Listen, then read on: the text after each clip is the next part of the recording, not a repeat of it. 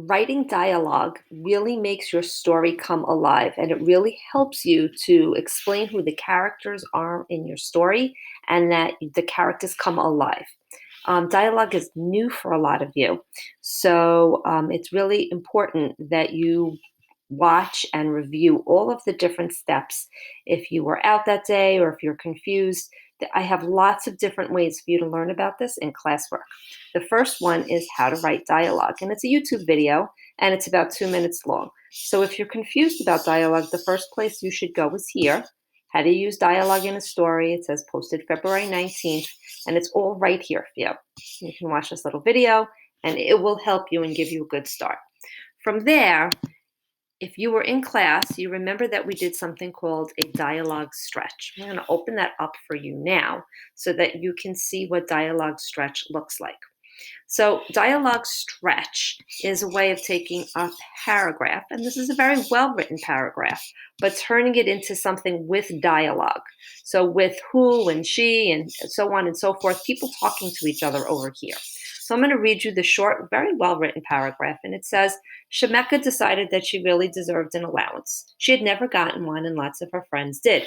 She talked to her dad. It started as an argument, but it ended up okay because she ended up getting an allowance. Not as much as she wanted, but at least it was a start. So there we have a good dialogue. We have a good paragraph, but we have good information here that we can actually turn into what we call a dialogue revision. So in class, Ms. Christensen and I read this together. One of us was Shemeka and one of us was the dad. And we went through each line and we learned a lot more about the characters. We learned that Shemeka was very upset with her parents. We learned that dad was very patient with Shemeka, but he didn't understand her concerns. We learned that they possibly were having some money issues, which is why she didn't have an allowance, so on and so forth. We learned so much more about the characters and it made the story much more interesting to read. So if you can find somebody to do this with you, it really begins to explain to you more about dialogue if you do. When we talk about dialogue, we're talking about these little marks. See those? Those are dialogue marks. Those are quotation marks. And we put them around this, what somebody's saying. So, Dad, I need to talk to you has quotation marks. Notice that the comma is on the inside of the quotation marks. And announced Shemeka. These words, announced Shemeka, are called tags. Tags are a way of letting you know who is reading.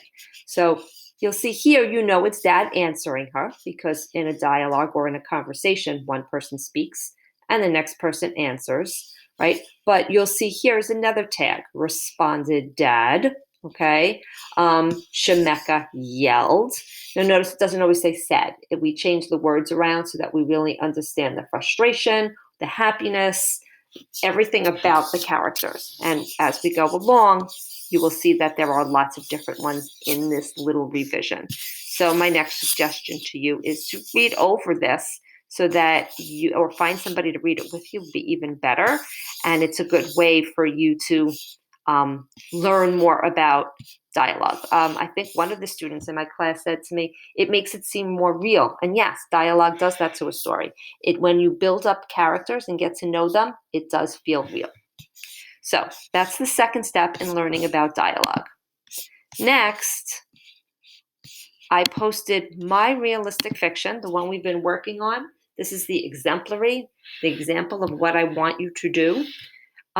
With some dialogue added to it. So here is the lead that you guys chose for me and my opening paragraph. We've gone over that a few times, but I've added the rest of the story except for the conclusion here for you. Now remember that I had several rising actions. I had 3. You only need to have 1 or 2. Everybody has to have a climax.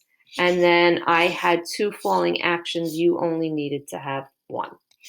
But here in the middle, when I got to my climax, I personally find that adding dialogue at about that point is usually the best place to add it.